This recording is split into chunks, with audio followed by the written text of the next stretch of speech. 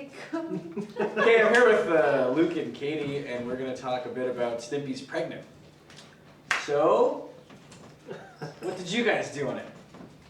I drew some of the tender scenes, all the loving scenes with the Pooh baby. And I drew some of the hateful scenes, but only a few of them. Very good. We were actually thinking back to production, and for those of you who don't know, we had two different studios working on these episodes simultaneously. One in LA and one in Ottawa, Ontario, Canada. And we would always, it'd be like Christmas getting some of your safety copies and some of the layouts. I swear, like a lot of people were very inspired, and we really appreciate the amount of work you guys did. Everyone, whether you're an artist or PA or what have you. A lot of work went into, the final few episodes, only because the crews kind of got smaller, I guess, Right. as time went on, as that happens. And I think a lot of the artists were hitting their stride by this point. Yeah, that's for Because sure. This was one of the last episode of the season, and I think a lot of the artists really got the style down and everything. So Yeah, I thought so. I had especially the tender loving scenes at the end. Well, only some of those are mine. Didn't I tell you, Ren? He looks just like you. Those scenes were really funny, I No, thought. yeah, my parents watched that, and I thought my mom would be all touched by that last Pooh baby scene, but no. My dad thinks it's hilarious. My mom isn't so impressed. Yeah, I was really proud to say that I actually did some of the one of the layouts for the Pooh baby based off of John's roughs. You're a great artist. Kinda, I've seen your Ren and I don't know. Stimpy. They're really cool. I got a lot to learn, but being at Spumco, it's always a learning experience, you could say. yep. I did some Pooh baby scenes. I did the cute ones, I guess. Cute. I did with some of, I had some of John's help, but that's seen Ren receiving the Pooh baby. I like Vincent Waller's tender scenes actually, because they're so close to being tender, but then there's just that little edge of disgustingness, and they're really funny. I think that's really good, a really good contrast of, motherly love, for your Pooh baby, and then there's a poo smear on your hand. That's really funny. Yeah, he draws a mean poo smear, Yeah. as well as stink waves. So. What about you, Luke? The only scene I can remember is just one with Mr. Horse yelling at Ren for some reason or another, and I thought that one probably came out the best. I think it was one of the last scenes I did, and I finally got the style, and then it was the end of the season. So Yeah, I think that kind of happened. Everyone got really comfortable on their last scene of the production. I did some revisions. I think a lot of the layouts were done already, but again, we had a shortage of artists in Ottawa, and I was actually asked to finally take a stab at some drawings. I was kind of nervous, but I did some of the bedroom at the beginning arguing back and forth. The what was the line?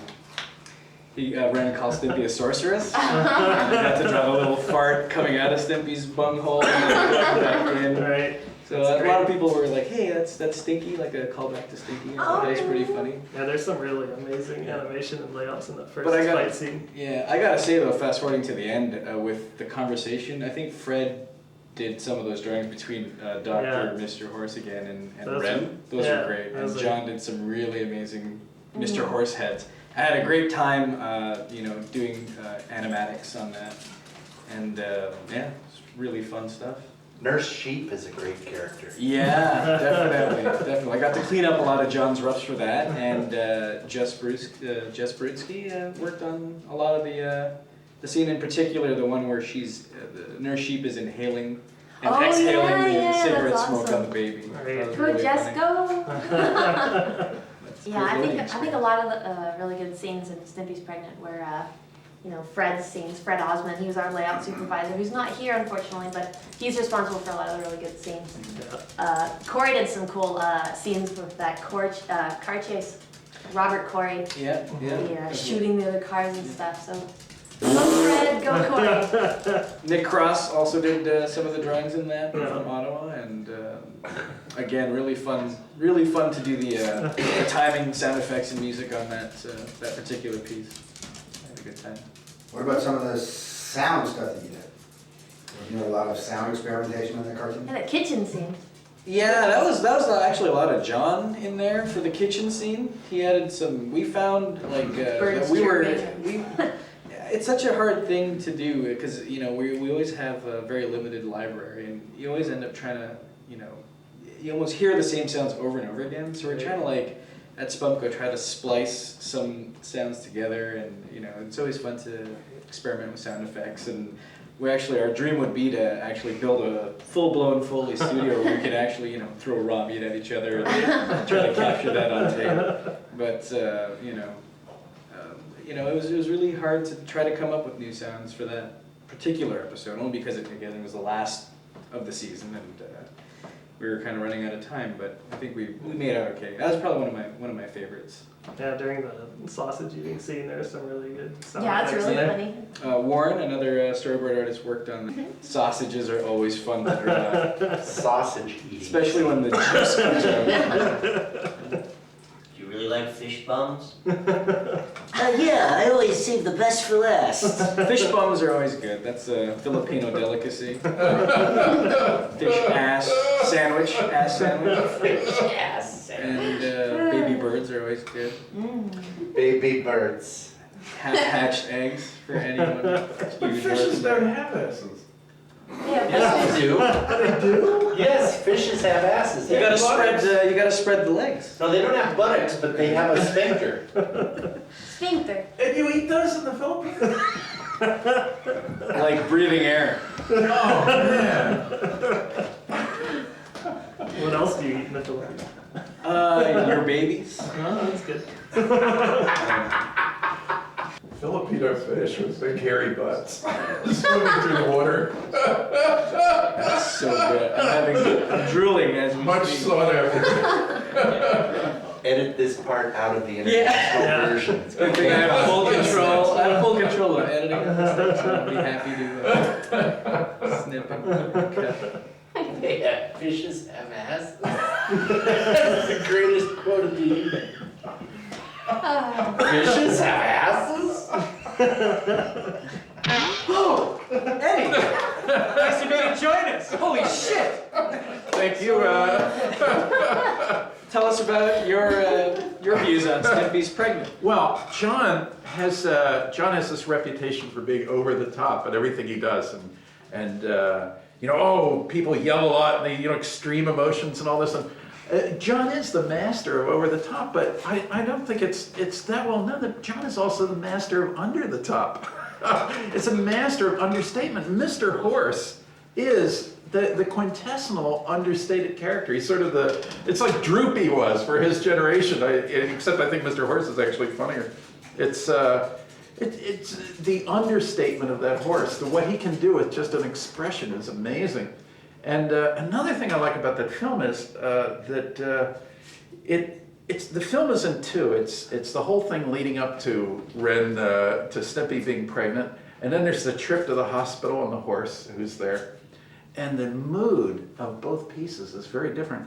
And I thought to myself, holy cow! On the very last episode, John really nailed this thing, because there's a lot of experiment in the structure of stories in these episodes, and John finally figured out that this kind of Three Stooges type of thing in the beginning, followed by a sort of Mr. Horace personality intensive thing, is the perfect combination. And I think that the change of mood in the middle of the film was just a tour de force of story structure. And I think if the series had lasted longer, I'm almost certain that there would have been more things like that, because after a lot of fooling around to see what works, he finally found a beautiful structure for the kind of thing that he's gotten into nowadays, this acting intensive stuff. Especially that scene where Stimpy's licking his own bunghole. Well, yes, there's that. There is that. That's a tour de force. I just had to mention that. That was pretty damn dirty. But I think John was very worried about that sequence. Yeah, I think it was Stimpy's eating habits. Yes. That was pretty crazy. I never thought I would be able to see a mother's sincere tenderness for a piece of poop. I have to say, every show, John would, he'd synthesize all the stuff, come up with a story and all this with the people at lunch and all that. And he'd he'd come back, and if you weren't part of that discussion, you hear the story, and the attitude of everybody, sitting around when he explains the story is always, first of all, you laugh, you just laugh hysterically, but then all of a sudden you straighten up and say, oh, wait a minute, John, you can't do that. You're not serious. You're not going to do a film about that, are you? Shampoo Master, the poop child, and all this stuff. Yep. You go, oh man. You're constantly doing that at Spunko. You can't believe the stuff that you're working on. Remember when you first saw the three things? The three things? Yeah. Oh, and Altruist. In Altruists. Yeah. What three things? The three things, the bastard children of Ducks and Stimpies. Oh, yes. Well, there's that. Yeah. Yes. That was another great gag that was like done over like a breakfast, as most of John's gags are. Go grab a meal and think of Yeah, what breakfasts might were come really out of important. Stimpy after he makes out with a duck. I don't know. Duck Bill. But the three things was a great payoff, I thought, to a good setup. I think the three things and the Pooh Baby are what's going to be really remembered from Ren and Stimpy. Yeah. And I'm just excited to know that people will actually get to watch this now, and own it and watch it over and over again.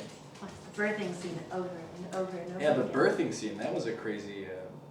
You know what I think is Crazy funny? thing. Everybody says, oh, there's only 36 stories. There's a book by that name, the 36 Basic Plots.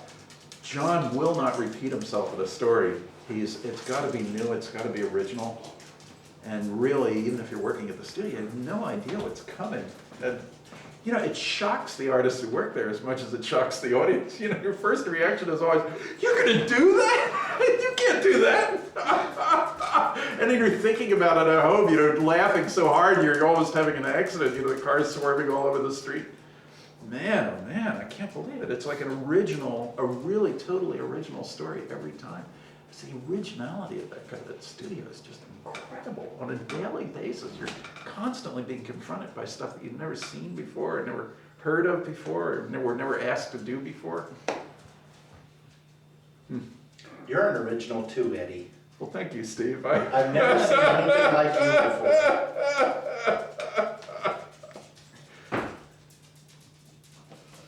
Okay, take off all your clothes. We got more tape. Well, I'm gonna pop off and Luke will appear.